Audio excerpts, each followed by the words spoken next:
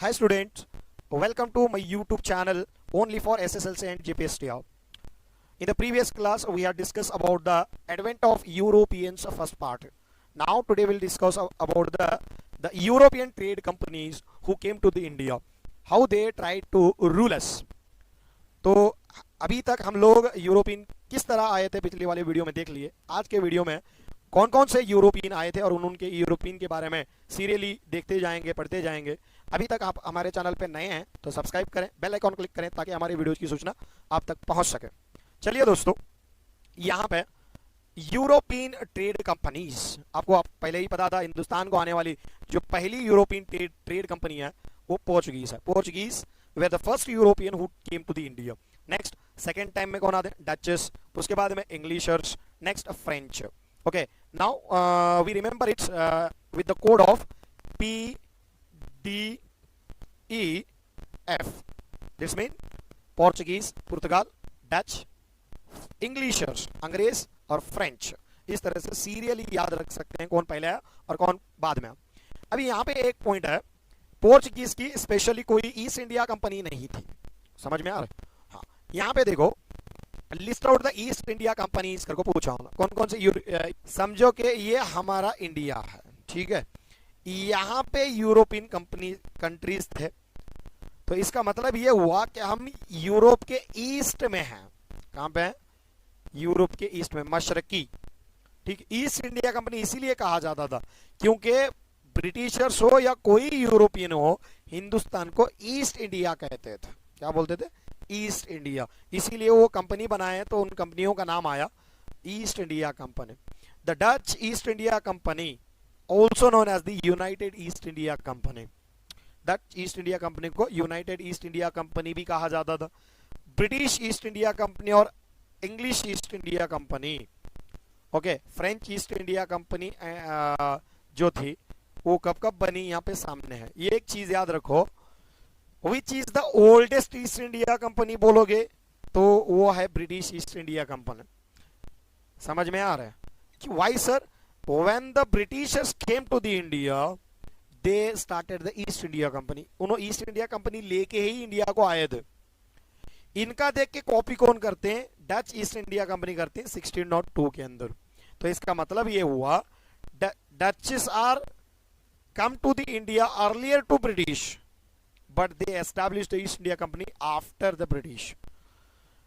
Dutch Hindustan में British से पहले आए हुए थे, लेकिन वो कंपनी ब्रिटिश के बाद में बनाए बोलने को समझ में आता है। 1600 के अंदर ईस्ट इंडिया कंपनी, वो भी ब्रिटिश की या इंग्लिश ईस्ट इंडिया कंपनी। 1602 के अंदर डच ईस्ट इंडिया कंपनी। आखिर में आने वाले फ्रेंच ईस्ट इंडिया कंपनी 1664 में। आपको समझ में आया कौन पहले आए कौन नहीं है, और उसके बाद में कंपनीज कब कब बने, कौन से पहले बने कौन से बाद में बने। अब एक एक के बारे में। 1498 के अंदर वास्को डी गामा इंडिया आया था। 1498 से लेके 1961 तक वो इंडिया में रहते हैं पोर्चुगीज। कहां पे? गोवा, कोची, इसके आसपास के इलाके में मैक्सिमम ये लोग गोवा में रहते। कब तक रहते हैं? आजादी के बाद तक रहते, 1961 में। इसका मतलब ये हुआ, पहली लाइन जो है, they were the first European who arrived to the India. Portuguese were the first European arrived to the India and they also last European who lived to the India. Hindustan को आने वाले पहले यूरोपियन पोर्चुगीज, हिंदुस्तान छोड़ के आखिर में जाने वाले यूरोपियन वो भी पोर्चुगीज, वो भी पुर्तगाल। समझ में आ रहा है क्या नहीं यार? You understand? Yes, this point is important. They are first European and they are last European, because after 1947 in the year 1947 India became the independent. Hindustan आजाद हुआ 1947 में, लेकिन वो कब तक यहाँ पे रहे पोर्चुगीज? 1961 तक रहे।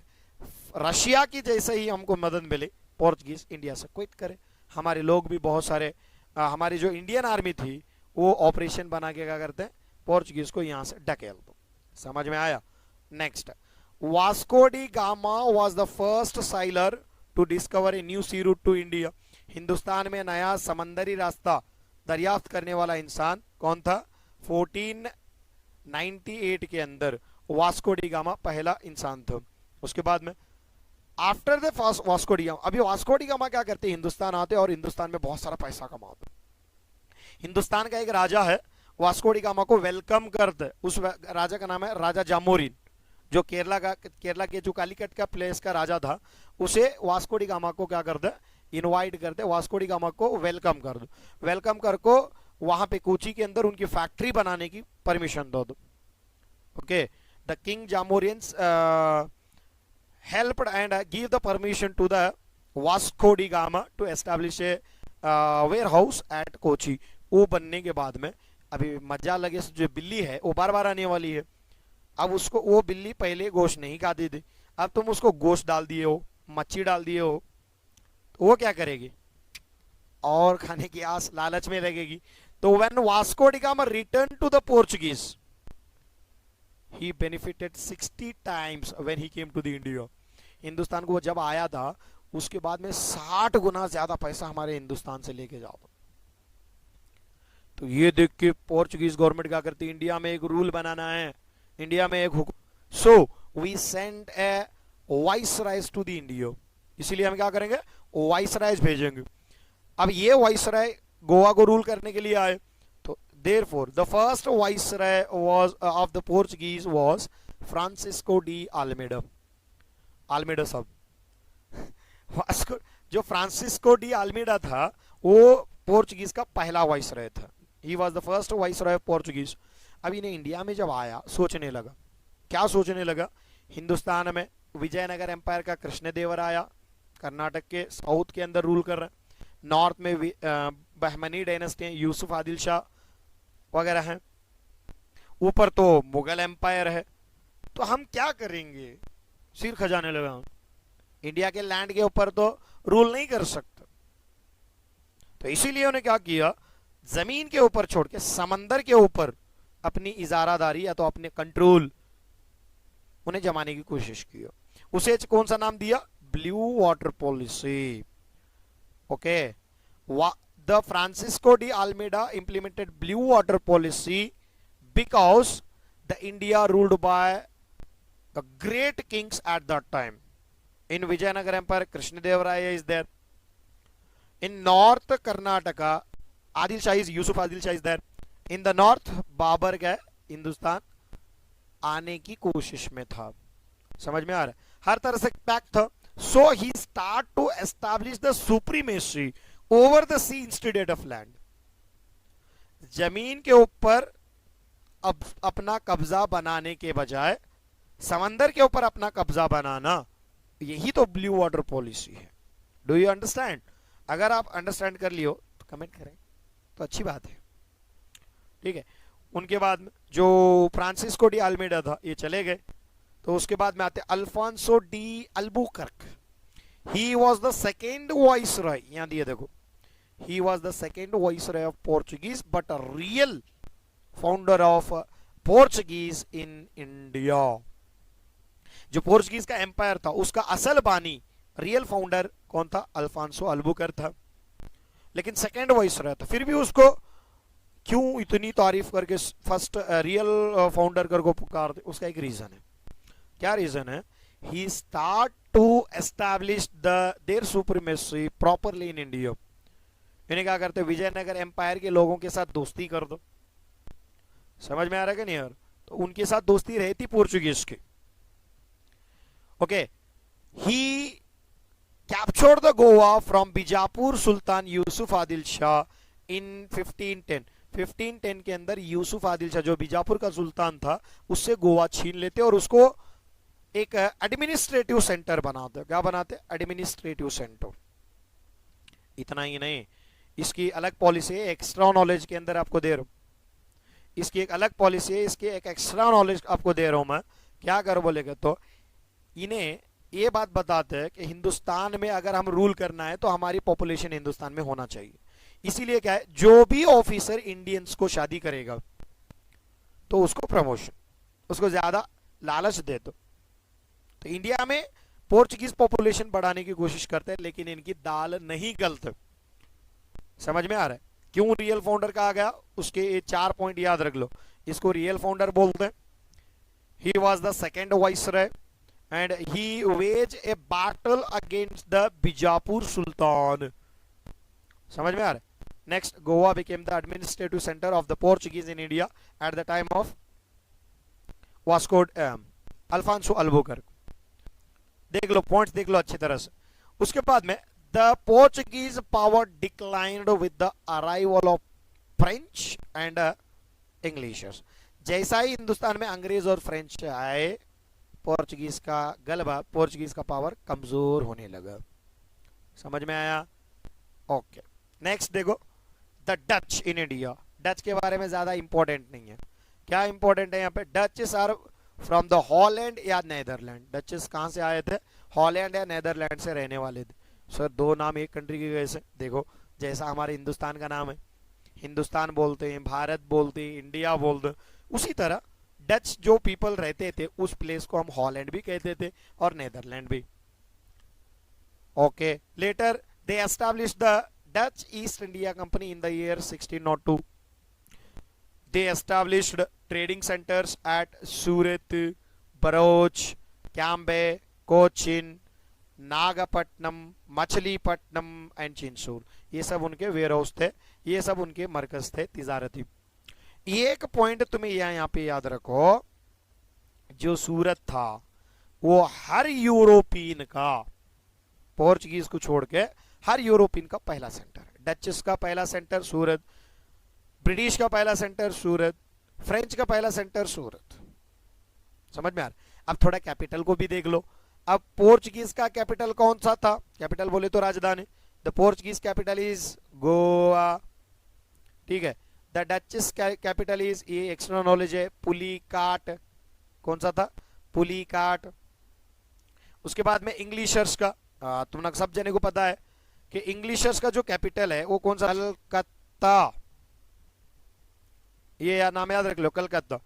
सर ये कलकत्ता बाद में दिल्ली बना तो ब्रिटिशर्स का. यस, 1911 के अंदर कलकत्ता से ट्रांसफर करके दिल्ली अपना कैपिटल बनाते ब्रिटिशर्स. ठीक है. उसके बाद में आते हैं फ्रेंच. फ्रेंच का जो कैपिटल था वो था पौंडीचेरी. कौन सा चेरी?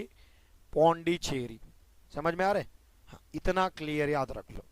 अभी डचेस के बाद में एक इंटरेस्टिंग पर्सनालिटी हमें पढ़ना है, जो केरला का एक किंग है, जो हमारे लिए इंपॉर्टेंट. ठीक है. केरला में एक वायनाड बोल के एक प्लेस आते हैं, वहां पे एक राजा रूल करते रहते. उन्हें बोलता है ये वायनाड का इलाका है सब, इसमें किसी यूरोपियंस को मैं आने की परमिशन नहीं देता. आओ यहाँ पे तुमको परमिशन, यहाँ पे बिजनेस करने की परमिशन नहीं देंगे. क्यों? तुम्हें आते हो बिजनेस के लिए, बाद में हमारे ऊपर रूल करना स्टार्ट करते हो. ये पता था किसको? राजा मार्तंड वर्मा. किसको था? राजा मार्तंड वर्मा. राजा मार्तंड वर्मा के बारे में इंपॉर्टेंट पॉइंट कितने उतने ही डिस्कस कर लेंगे. Okay. He ruled from 17.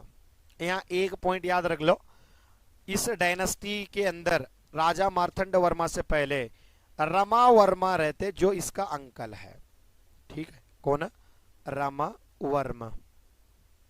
Rama Verma ruled before the Martand Verma and he was the uncle of the Martand Verma. Martand Verma का अंकल था.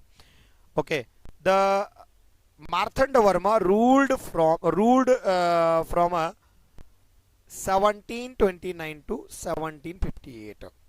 Okay. Next point. After Rama Varma, at the age of 24, Marthanda Varma became the throne. Came to the throne. Rama Verma के इंतकाल के बाद 24 साल की उम्र में क्या करते? किंग बनते, एक राजा बनते. अभी 24 साल की एज में इन्हें राजा बन रहे, तो एक ग्रेट अचीवमेंट ही है. तो जब मार्तंड वर्मा आते तो उसको पता रहता है कि मुझे वायनाड के बॉर्डर को क्या करना है? एक्सपांड करना. अब कोई भी राजा हो अपने साम्राज्य को क्या करना चाहता रहता? फैलाते रहते. इन्हें फैलाने की कोशिश करते. फैलाने की कोशिश के साथ साथ एक और पॉइंट है इसका, क्या? उतना इन्हें फैलाने के लिए 50,000 सोल्जर्स का इस्तेमाल करता है. ही compiled an army of 50,000 to extend the border of Wayanad. So इतना कह लेकिन क्या करते? Dutches try to capture the pepper growing areas. जो क्यों वायनाड के ऊपर सब लोगों के, why Wayanad is targeted by all Europeans? Because Wayanad is a most important for the pepper growing करने के लिए बहुत इंपॉर्टेंट प्लेस था वो.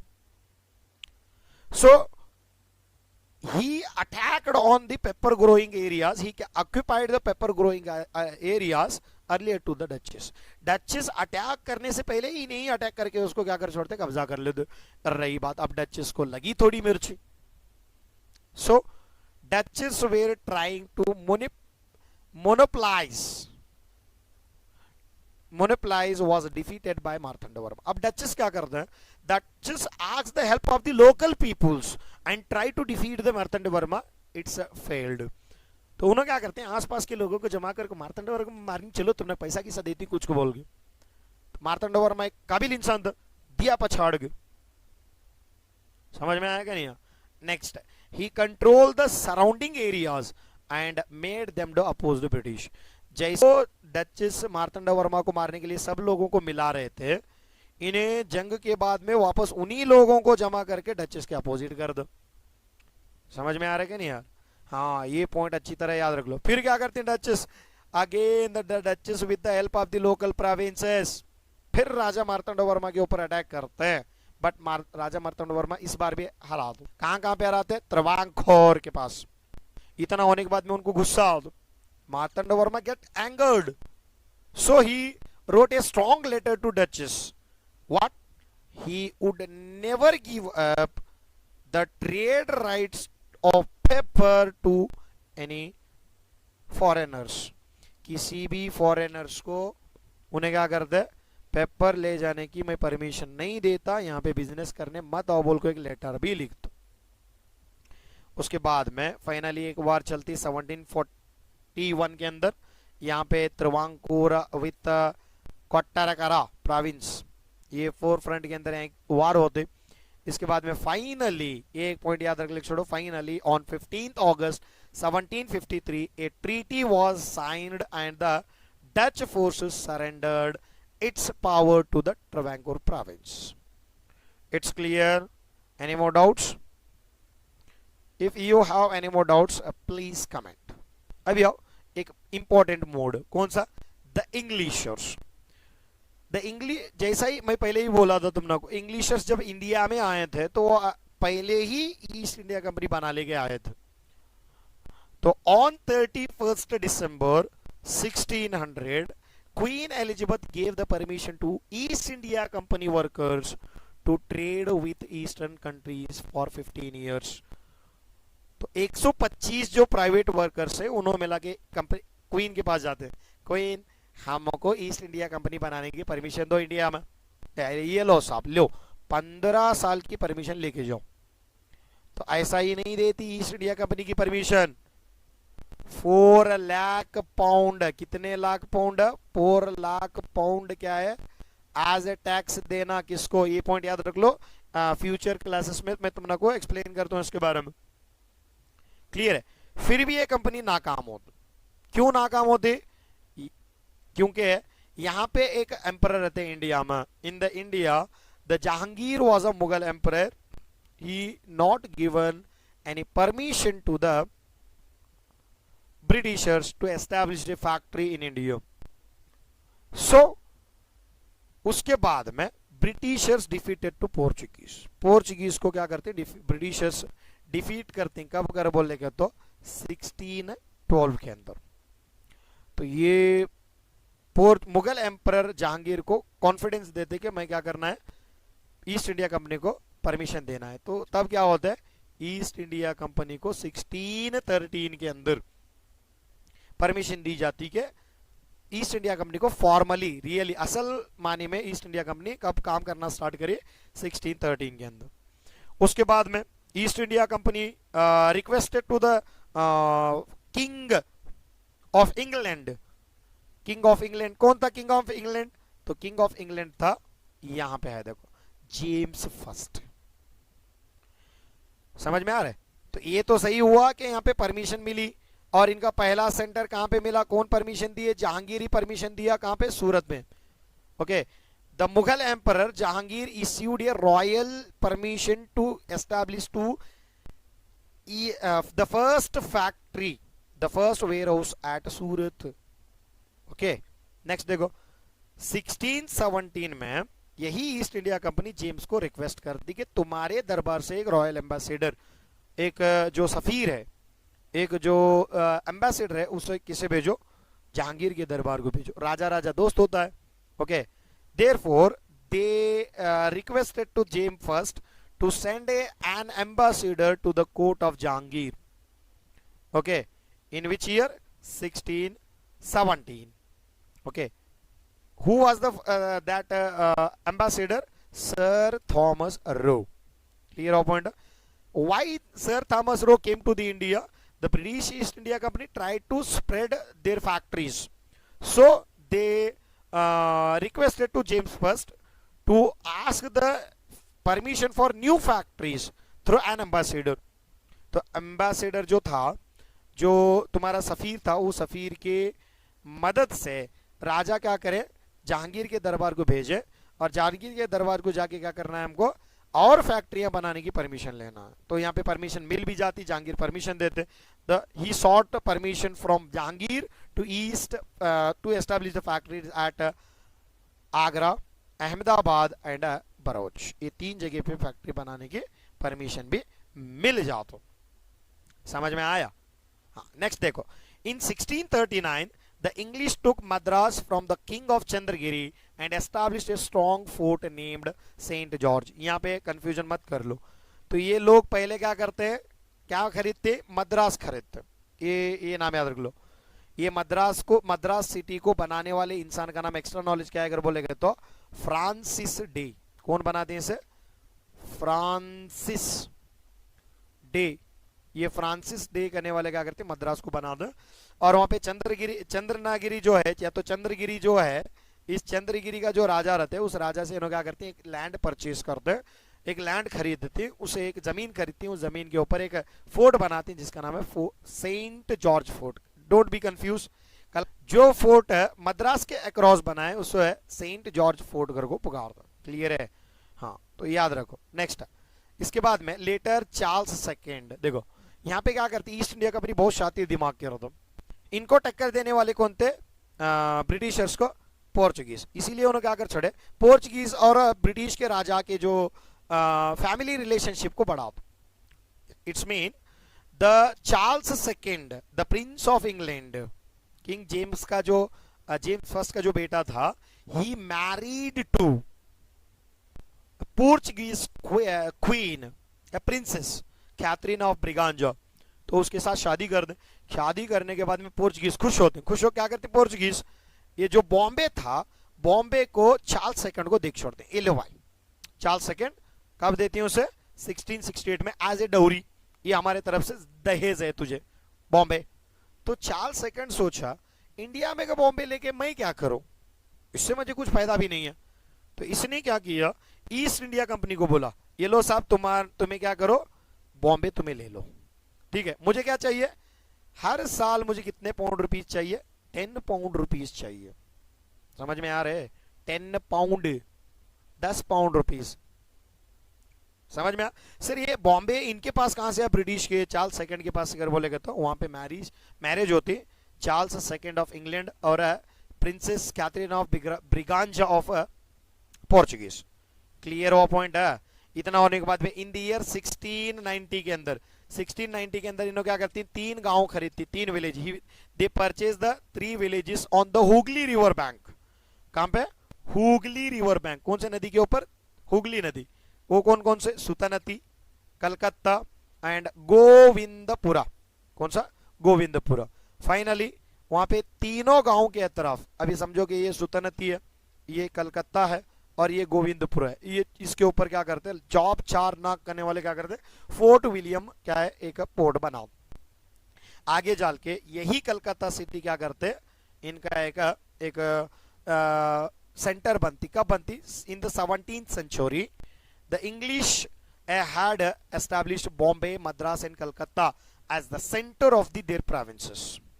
ठीक है, इन्होंने क्या करते हैं, 3 प्रेसिडेंसी बनाते हैं हमारे पास। एक कलकत्ता प्रेसिडेंसी, जिसे हमें बंगाल प्रेसिडेंसी पुकारते, Bombay presidency and Madras presidency. 3 प्रेसिडेंसियां बनाओ तो समझ में आ रहा है। By the later part of the 18th century the English made Calcutta their capital. यहाँ है देखो 18th सेंचुरी में क्या करे, कलकत्ता को अपना कैपिटल बना। Okay, they made the capital in India, okay, to the Calcutta, but they establish 3 provinces in 17th century, Bombay, Madras and Calcutta. Do you understand? If you understand, please comment. अभी तक तुमको जो भी मैं पढ़ाया वो नहीं समझ में आया तो वो पॉइंट यहाँ आए देखो, इसे अच्छी तरह देख लो। 17वीं सदी के अंदर क्या है, 17th सेंचुरी में बॉम्बे, मद्रास, कलकत्ता प्रेसिडेंसियां बने और 18th सेंचुरी में कलकत्ता को अपना कैपिटल। समझ में आ रहा है? हाँ। अभी लास्ट ये जो हमारा जो कॉन्सेप्ट है इसका आज के वीडियो में, ये जो लास्ट टॉपिक है कौन सा, द फ्रेंच। फ्रेंच के बारे में क्या करना है। फ्रेंच आखिर में आए इंडिया को, they were the last European who came to the India. When they came to the 1664। Sir इन्हों क्यों लेट करे, it is a government company, ये पॉइंट दिमाग में याद रख लो। यहाँ दिए देखो, it is a government company, एक सरकारी कंपनी है फ्रेंच कंपनी। तो इसीलिए तो आगे जाके कर्नाटिक वॉर्स में फ्रेंच क्यों हारते हैं। फ्रेंच की जो गवर्नमेंट कंपनी थी वो गवर्नमेंट कंपनी थी, इंग्लिश की जो कंपनी थी वो कौन सी कंपनी थी, प्राइवेट। कितने लोग मिला के प्राइवेट बिजनेस कर रहे थे उन्होंने, इंग्लैंड क्वीन के पास कितने लोग मिला के गए थे प्राइवेट वर्कर्स, कमेंट करो, मैं अभी जस्ट बताया, ठीक है। ओके, एक गवर्नमेंट कंपनी है, एक प्राइवेट। प्राइवेट कंपनी कौन सी, East India Company, British East India Company. Government company कौन सी है, French East India company. Okay, it started its first factory at Surat in 1668 से 1668 के अंदर क्या अपना पहली जो फैक्ट्री, पहला जो तिजारती मरकज है वो सूरत में बनाते हैं। इनके other later they establish the factories, other factories बनाती कहाँ पे, मछलीपट्टनम, चंद्रनागौर, ठीक है। उसके बाद में माए है, काराइकल है, कासिम बाजार है, Balasore. Okay, Britishers try to purchase a land from the king of Chandernagore and establish the port Saint George. Yes और नॉट, सेंट जॉर्ज करने की फोर्ट बनाए थे क्या नहीं, खरीदे के पास जमीन खरीद के। ठीक उसी तरह इन्हों भी कॉपी करते हैं, क्या करते हैं, in the year 1674 the French took Valikondapuram, कौन सा गांव खरीदते हैं ना, Valikondapuram, from a local Muslim official and developed it as a major trade centre. इन्हों क्या करें, यहाँ फोर्ट वगैरह नहीं बना, इन्हों भी एक लैंड खरीदे वालीकंडपुरम, कहां पे, ठीक है, नियर मद्रास, ये भी मद्रास के नजदीक याद, नियर यहाँ पे है French Valikondapuram from the local official, जो मुस्लिम ऑफिशियल था लोकल, उससे वालीकंडपुरम लिया और उसको एक बड़ा ट्रेड मरकज, तिजारती मरकज बना। ओके, लेटर आगे बना, इतना बड़ा मरकज बना, इतना बड़ा सेंटर बना ट्रेड का, तो आगे जाके वो क्या बना, पौंडीचेरी या पुदुचेरी बना। Okay, so later they made it they capital, their capital, अपना कैपिटल बना लिए, उसे अपनी राजधानी बना ली। इतना होने के बाद में उस राजधानी को रूल करने के लिए कौन चाहिए, कौन तो चाहिए, तो यहाँ पे उन्होंने क्या करते हैं, अपना पहला वाइसराय समझो, गवर्नर समझो, गवर्नर जनरल समझो। तो okay, Dupleix was the first French governor who came to the India, और Dupleix was the first governor general of Pondicherry. Pondicherry का पहला गवर्नर कहो या फ्रेंच का पहला गवर्नर कहो, दोनों सेम है। कब आते हैं इंडिया को, 1746 के अंदर, ठीक है। He had the high ambitions, देखो इन्हें बहुत बड़े एम्बिशंस, बहुत बड़े ख्वाब देखते रहते, तो ये ख्वाब देखते, so therefore the Carnatic wars were led between Frenches and Englishers. Carnatic की जंगें यहीं पे स्टार्ट होती। उम्मीद है थोड़ा लेंथी है वीडियो, लेकिन बहुत इंपॉर्टेंट बातें हमें यहाँ पे किए हैं। आपको अभी भी कुछ डाउट है तो कमेंट करें, हमारे चैनल को सब्सक्राइब करें और शेयर करना जरूर ना भूलें, आपके फ्रेंड्स को भी ये हेल्प होगा।